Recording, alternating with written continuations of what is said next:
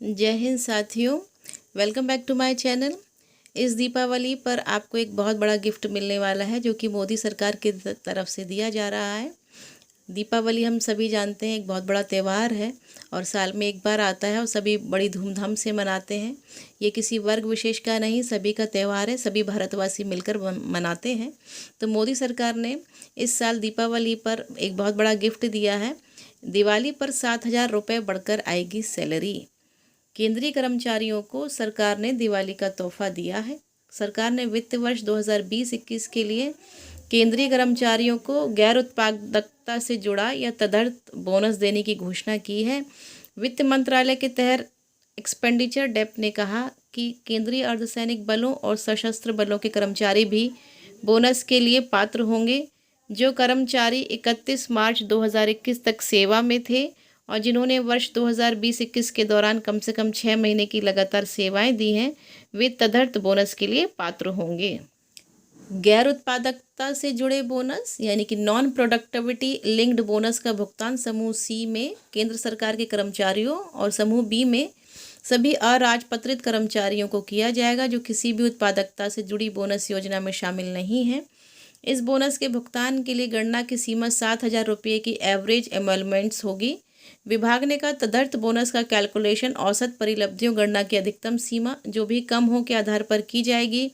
यह भी स्पष्ट किया गया कि 31 मार्च 2021 से पहले इस्तीफा देने वाले, सेवानिवृत्त होने वाले या सेवा समाप्त करने वाले कर्मचारियों के मामले में तदर्थ बोनस का भुगतान केवल उन लोगों को किया जाएगा जो चिकित्सा आधार पर सेवानिवृत्त हुए हैं या 31 मार्च 2021 से पहले जिनका निधन हुआ हो। लेकिन इन मामलों में भी वर्ष के दौरान कम से कम 6 महीने की नियमित सेवा होना ज़रूरी है। फ़ायदा किनको होगा ये भी देख लेते हैं। केवल वे कर्मचारी जो 31/3/21 को सेवा में थे और वर्ष 2020-21 के दौरान कम से कम 6 महीने की निरंतर सेवा प्रदान की है, इन आदेशों के तहत भुगतान के लिए पात्र होंगे। पात्र कर्मचारियों को वर्ष के दौरान 6 महीने से एक पूरे वर्ष तक निरंतर सेवा की अवधि के लिए आनुपातिक भुगतान स्वीकार्य होगा। पात्रता अवधि सेवा के महीनों की संख्या के अनुसार ली जा रही है। ऐसे कैजुअल लेबर जिन्होंने 6 दिनों के सप्ताह के बाद कार्यालयों में 3 साल या उससे अधिक के लिए प्रत्येक वर्ष के लिए कम से कम 240 दिनों के लिए काम किया है, इस तदर्थ बोनस भुगतान के लिए पात्र होंगे। तदर्थ बोनस की रकम 1200 गुणा 30/30.4 रुपये यानी कि 1,184.21 रुपये तक होगी। तदर्थ बोनस की गणना एवरेज एमोलमेंट्स कैलकुलेशन सीलिंग जो भी कम हो के आधार पर की जाएगी।